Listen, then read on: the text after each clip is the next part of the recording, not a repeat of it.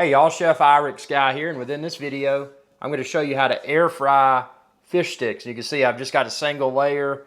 If you want to do more, you can do multiple batches, but I've found that a single layer results in the best crispiness, the consistent crispiness throughout all the fish sticks. So this is just a popular brand of frozen breaded fish sticks.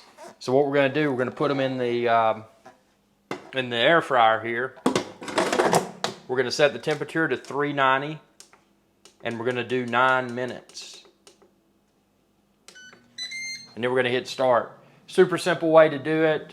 Breaded fish sticks obviously are somewhat healthy. They're very high in protein. Again, they're battered though, so a lot of people may argue with that.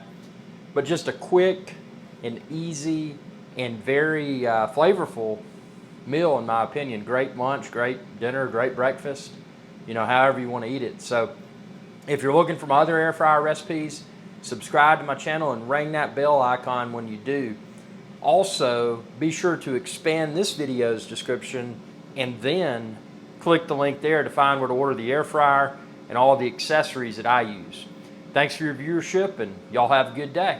Hey y'all, Captain IrixGuy here. I hope y'all enjoyed this video.